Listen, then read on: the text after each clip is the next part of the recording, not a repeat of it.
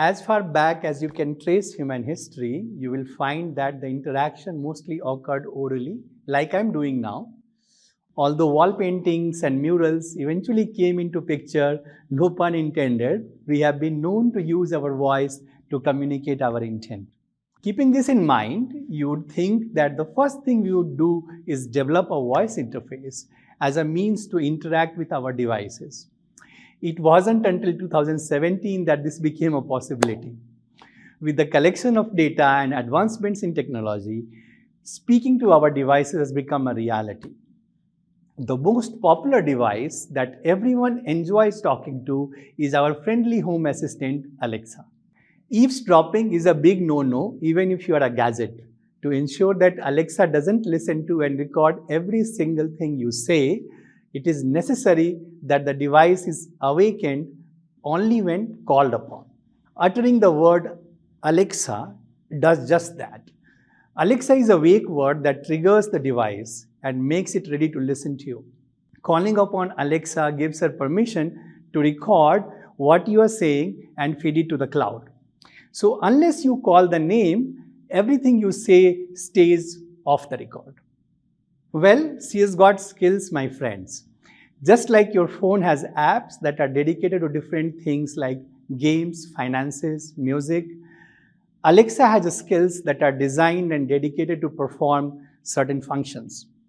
Alexa's skill can be categorized into two types: standard skills and custom skills. Standard skills are in a way what Alexa is born with. These skills are preloaded and come with every Alexa device. On the other hand, custom skills are those that anybody can train Alexa to do. You, me, or anybody else can develop a skill set and add it to the skill store. Thus, Alexa's knowledge knows no bounds and can learn anything you ask her to do incrementally though. The brain of the human body acts like a control center that constantly processes information and makes decisions accordingly. But without the other systems in our body, the brain wouldn't receive any information or inputs to process. Similarly, Alexa is the brain that processes information and makes decisions, but requires other devices or systems to gather and provide information. There are different parts that work in tandem for Alexa to be able to function. Firstly, devices like the Echo, Echo Dot, earbuds or loops, Echo frames, and the multitude of other Alexa-enabled hardware devices are what are called endpoints. They simply gather information and feed it out to the cloud. Take, for example, the Echo Smart Speaker. 7 high-range microphones are fitted in a circular array within the speaker. They can sense where the voice command is coming from when the wake word Alexa is used. They send out a beam in the direction of the voice command and cancel out the noise other microphones pick up. Once the speaker picks up the speech, it transfers to AWS or the Amazon Web Service. The AWS is nothing but a cloud or a virtual internet space that houses Alexa's brain, the Alexa Voice Service or AVS. The AVS is essentially who we are conversing with every time we say Alexa. In the cloud, 3 essential functions are performed: speech recognition, speech-to-text conversion, and text-to-speech conversion. How are these functions performed? Well, no points for guessing. It is done through machine learning. Speech recognition and natural language understanding deal with inputs or voice commands that are received in the cloud. In short, they deal with making sense of the data that is fed to them. To understand how they are programmed to do so, let's take a look at this diagram. As you can see, there are 2 parts to the creation. The training phase comes first, wherein training data along with the ground truth or answers are fed into the system to create the complete data. Once the model training is complete, the inference phase begins, whereby a user is given answers according to the input they provide. Here, speech-to-text engine is a pre-trained engine which can convert any uttered speech into text. Once the speech-to-text conversion takes place, AVS has to understand the meaning or intent behind the words. How many times have we lost track of Shashi Tharoor's speech because we had no idea what the words he used meant? Alexa too would find herself in that sticky situation if not for natural language understanding or the NLU. NLU essentially takes the words that were uttered and tries to find the right meaning and intent behind them. Humans can say the same thing in many ways. To order a pizza, some may say, Alexa, order me a pizza, while some may say, Alexa, I'm hungry, I want a pizza. While some others might say, Alexa, find a pizza restaurant. All these utterances have the same intent behind them, which is to get Alexa to order a pizza. So a machine learning professional will develop and define the intent and provide the algorithm with examples of the utterances that match the intent, post which the algorithm will be able to match the user's different utterances with the right intent.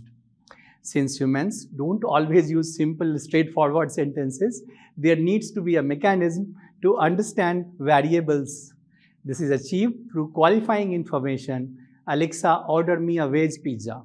The word veg is subject to change according to the user's mood, habit, belief, you name it. So it is categorized as qualifying information, which again is defined by the developer and helps the algorithm match the utterance and the intent perfectly. Now that Alexa knows what you mean, the right service like the Domino's Pizza Restaurant Directive is accessed and the order is placed. The service then sends the information back into the cloud, which converts the text into speech, enabling Alexa to tell you that a delicious pizza is on its way. Seeing how Alexa is a machine, the way she interacts with us is uncannily human. How does she speak with the inflections and intonations of human speech? The answer lies in machine learning and something called SSML, or Speech Synthesis Markup Language. SSML is used to convey to Alexa exactly where she should pause or add emphasis while speaking, much like Alexa's Toastmaster instructions. Machine learning, on the other hand, focuses on hardware devices. These devices are encoded with unsupervised machine learning algorithm, and since they are connected to Alexa, she is able to learn from the user's speech patterns and apply it on her own. Or rather, who provides the developers of Alexa the support they need? AWS Lambda is a module with serverless architecture that helps you run your code. Before Lambda, web servers like Apache were used to run code and required maintenance. Apart from developing and running code, engineers and developers had to spend energy on maintaining these servers, but with Lambda, the duty of maintaining a server is done away with letting developers focus on code. Simply put, AWS Lambda provides developers and engineers of Alexa the back-end support they require in order to upskill Alexa.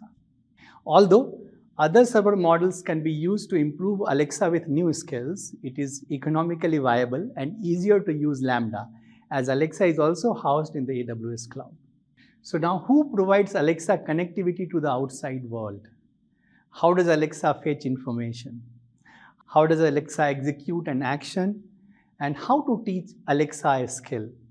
Alexa's custom skill development option allows you to add any functionality that you'd like Alexa to perform, as long as you can code it. Let's take a look at how you can add to Alexa's bag of skills. You have custom skill flowchart, creating a custom skill and directive implementation. You can see the flow. Okay, so let's learn now how to create a custom skill. Here is the custom skill flow and how you create the skill.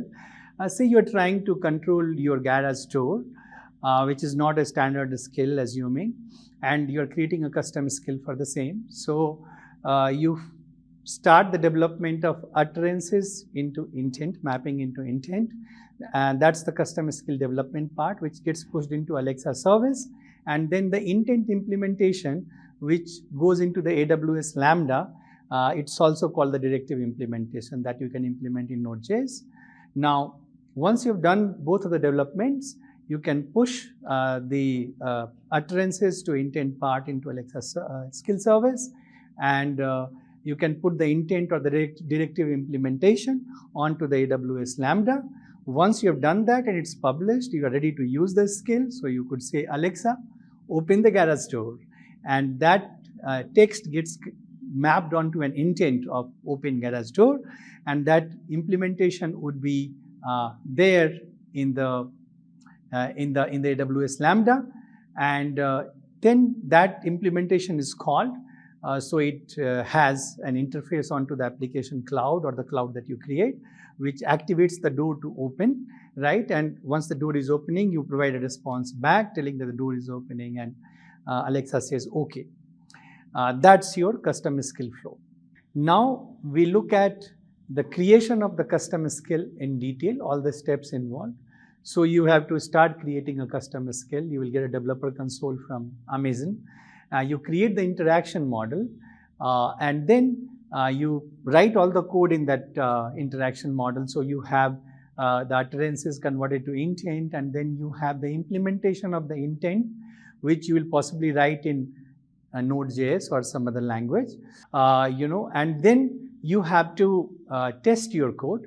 Once you test your code, you kind of label it as a beta test, and then you can put it into production. So Amazon will certify or publish your skill.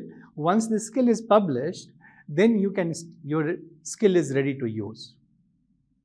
So here is a quick code snippet of how you would implement a Node.js code for a directive. So here we are trying to control power for a certain device. So you can see we are receiving the power control directive, and then we call an action power control, right, with the request that came from the echo, and we have a context. The context is the user context in which this whole request has to run. So in the implementation, you will see that we will implement this action power control, which is, again, this code is in Node.js, as I told you, and you do your own implementation. You get the details about the device, their address or the ID, and then you create an HTTP packet which actually will be able to set the power, which is like turning on or off the device, right? So you create that HTTP packet as is expected by that device, right? And you create that and you send the HTTP packet. The whole implementation here is called the directive implementation, and the example given here is in Node.js. Alexa's abilities are continuing to grow as we speak, literally. She is powered by the growth in the discipline of machine learning. Aspiring engineers like yourself can contribute greatly to the efforts of making Alexa smarter and more capable than she already is.